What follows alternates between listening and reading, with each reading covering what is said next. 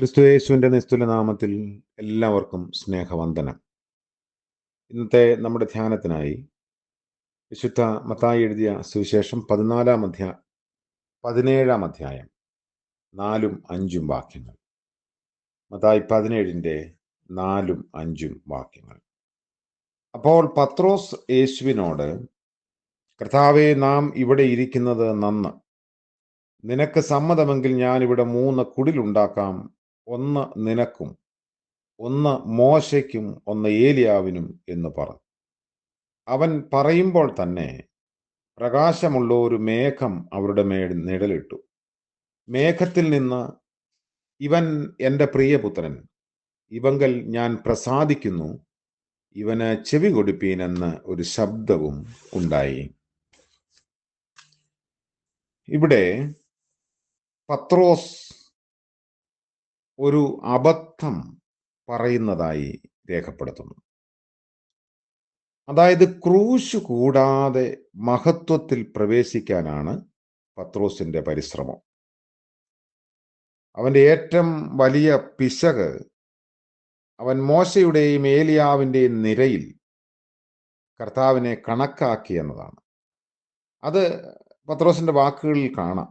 കർത്താവെ, നാം ഇവിടെ ഇരിക്കുന്നത് നല്ലത്. നിനക്ക് സമ്മതമെങ്കിൽ ഞങ്ങൾ ഇവിടെ 3 കുടിലുകൾ ഉണ്ടാക്കാം, ഒന്ന് നിനക്കും, ഒന്ന് മോശയ്ക്കും, ഒന്ന് ഏലിയാവിനും. ലൂക്കോസ് പറയുന്നത് താൻ എന്ത് പറയുന്നു എന്ന് അറിയാതെ പറഞ്ഞു എന്നതാണ്. മനുഷ്യരോട് കൂടെ ദൈവത്തിന്റെ കൂടാരം സ്ഥാപിക്കുകയും അവൻ അവരോടുകൂടെ വസിക്കുകയും ചെയ്യുന്ന മഹത്വപൂർണമായ ഒരു ദിവസം ഭാവിയിലുണ്ടെന്നുള്ളത് ഇപ്പോൾ പത്രോസ് ഗ്രഹിച്ചിട്ടുണ്ടാവില്ല. ആ കൂടാരം മനുഷ്യ നിർമ്മിതമായിരിക്കില്ല. അതിന്റെ ശില്പി സ്വർഗത്തിലെ ദൈവമാണ്. ബത്തപ്പാടിൽ താബോറിലെ കാട്ടുകമ്പുകൾ കൊണ്ട് രാത്രിയിൽ നിർമ്മിക്കുന്ന പത്രോസിന്റെ കുടിലും നിത്യനായ ദൈവത്തിന്റെ ദിവ്യ പരിപാടിയിലുള്ള കൂടാരവും തമ്മിൽ യാതൊരു ബന്ധവുമില്ല. ഇവിടുത്തെ കൂടാരത്തിൽ വിശപ്പും ദാഹവും മരണവും രോഗവുമുണ്ട്.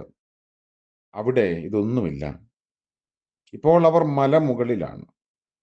അവിടെ ശൈത്യവും അസഹ്യതയും ഉണ്ടെന്ന് തോന്നാമെങ്കിലും വലിയവനായ കർത്താവിനോടുകൂടി അവിടെ ആയിരിക്കുന്നതാണ് നല്ലത്. 5-ാം വാക്യത്തിൽ തന്റെ പ്രിയപുത്രന്റെ ബഹുമാനത്തെക്കുറിച്ച് ദൈവം തീക്ഷ്ണതയുള്ളവനാണ്. എത്രയും ശ്രേഷ്ഠനായ മനുഷ്യനെ പോലും ദൈവപുത്രനോട് തുലനം ചെയ്യാൻ പാടില്ല. ഉടനെ തന്നെ പ്രകാശമുള്ള ഒരു മേഘം അവരുടെ മേൽ നിഴലിട്ടു. ഈ പ്രകാശം മരുഭൂമിയിലെ മേഘസ്തംഭത്തെയും ദേവാലയത്തിലെ അതിപരിശുദ്ധ സ്ഥലത്തുള്ള ഷെഖീനായെയും കുറിച്ചുള്ള ഓർമ്മ നമുക്ക് തരുന്നു. മേഘത്തിൽ നിന്ന് ഒരു ശബ്ദവും ഉണ്ടായി, ഇവൻ എൻ്റെ പ്രിയപുത്രൻ, ഇവങ്കൽ ഞാൻ പ്രസാദിച്ചിരിക്കുന്നു, ഇവന് ചെവി കൊടുപ്പിൻ. മോശയ്ക്കോ ഏലിയാവിനോ ചെവി കൊടുക്കണമെന്നല്ല. മത്തായി മാത്രമേ പ്രകാശമുള്ള ഒരു മേഘത്തെക്കുറിച്ച് പറയുന്നുള്ളൂ. ഇവങ്കൽ ഞാൻ പ്രസാദിച്ചിരിക്കുന്നു. മർക്കോസ് 9-ാം അധ്യായത്തിലും ലൂക്കോസ് 9-ാം അധ്യായത്തിലും പ്രകാശമുള്ള മേഘം നീതിസൂര്യനായവന്റെ വെളിപ്പാടിനോട് ബന്ധപ്പെട്ടിരിക്കുന്നു. കർത്താവിന്റെ സ്നാനഘട്ടത്തിൽ പറഞ്ഞ ദൈവത്തിന്റെ സന്തോഷ ശബ്ദം ഇവിടെയും ആവർത്തിച്ചിരിക്കുന്നു. അതായത് ഒരു ദൗത്യം ഏറ്റെടുത്ത് പരസ്യ ശുശ്രൂഷയ്ക്ക് ഇറങ്ങുന്നതിന് മുൻപാണ് സ്നാപനത്തിന് ശേഷം യോർദാന്റെ കരയിൽ ഈ ശബ്ദമുണ്ടായത്. തന്റെ പരസ്യ ശുശ്രൂഷ അവസാനിച്ച് ക്രൂശിലേക്ക് പോകുന്നതിന് മുൻപ് 2-ാം ശബ്ദവും ഉണ്ടായി. പിതാവായ ദൈവം ആഗ്രഹിച്ചതെല്ലാം നിവൃത്തിയാക്കി എന്ന വലിയൊരു പ്രശംസയാണ് പുത്രനായ ക്രിസ്തുവിന് ലഭിക്കുന്നത്. മരുവമലയിൽ കർത്താവ് ഉൾപ്പെടെ 6 പേരുണ്ടായിരുന്നു. 3 പേർ ഭൂമിയിൽ ശരീരത്തിലുള്ളവർ, 2 പേർ പർദീസയിൽ നിന്നും വന്ന പൂർവ്വപിതാക്കന്മാർ.